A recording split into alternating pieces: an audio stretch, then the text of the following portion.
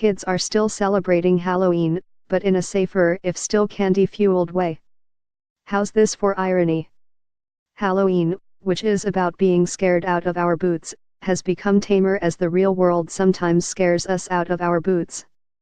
We live in a remarkable moment in history, said Joel Best, an authority on Halloween myths, based on his research going back to 1958.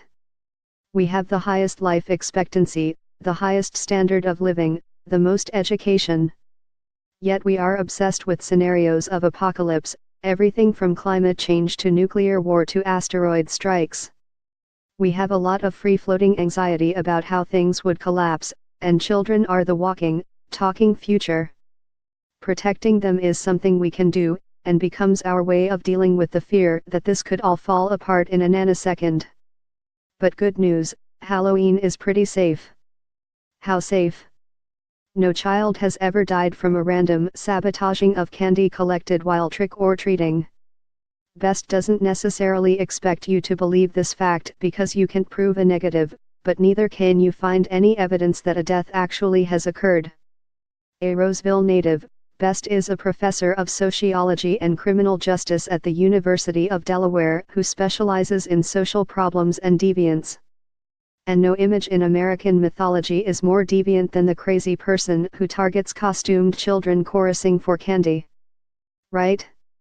The Halloween sadist is a particularly colorful figure, Best said of this imaginary monster, because on the one hand, he's so crazy that he kills little kids at random, but so tightly wrapped that he only does it once a year. When you put it that way. Chaperoned safety. It's impossible to say how many kids still trick-or-treat house to house, but an informal Facebook survey suggests that the tradition here is alive and well. Granted, hardly any kids go without a parental escort, limiting the roaming wolf pack mentality of generations ago. Numbers also change as neighborhoods shift from young families to empty nesters, and then back to young families. Sidewalks ease trick-or-treating, but busy streets discourage it. Some streets cultivate a tradition. St. Paul's Sargent Avenue has for years attracted hordes. A couple of Facebook respondents noted how Victory Memorial Parkway in Minneapolis, with its sense of contained parkland, attracts hundreds of kids. And we all know that an early snowfall can have kids trudging in slush, costumes straining over winter coats. Christine Sklozasik of Montgomery, Minnesota, calls herself old school, and takes her 4 boys trick-or-treating from house to house. We keep going until we are half frozen to death or until we run out of house lights.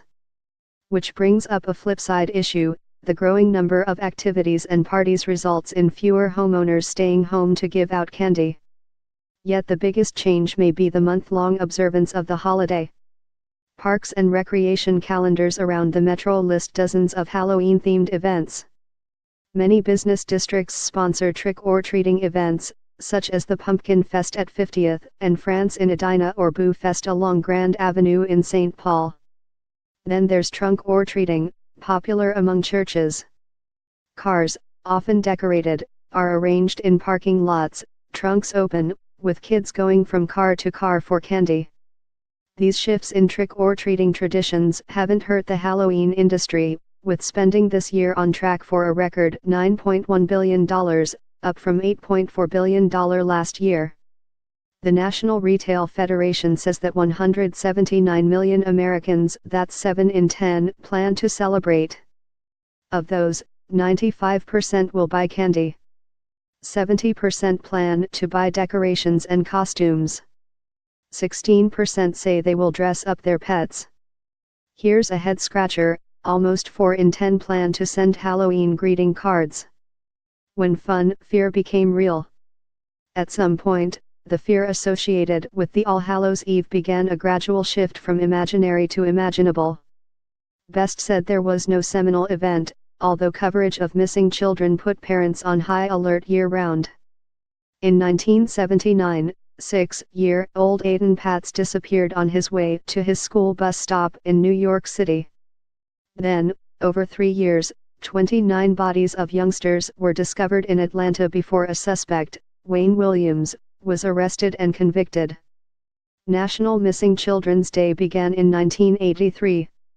In 1989, Jacob Wetterling disappeared from a rural road in Minnesota 10 days before Halloween.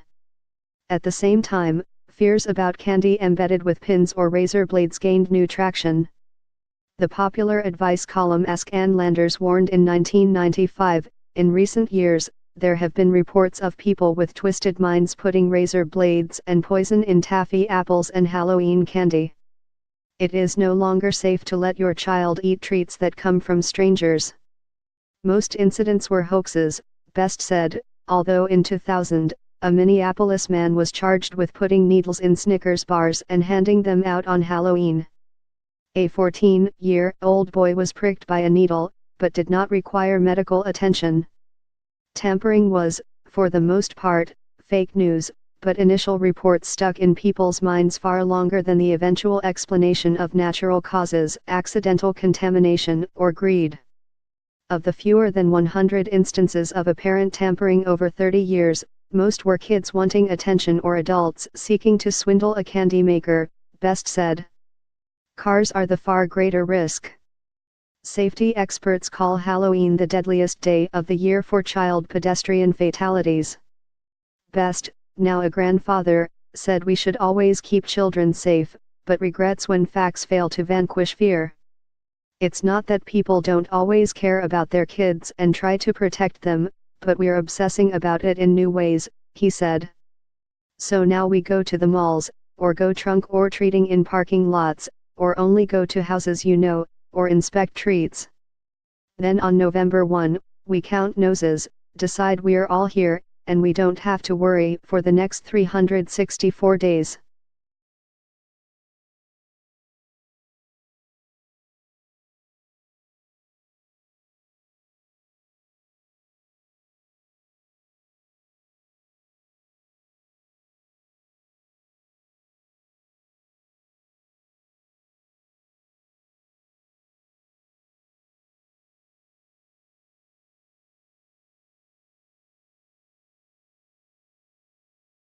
Yeah.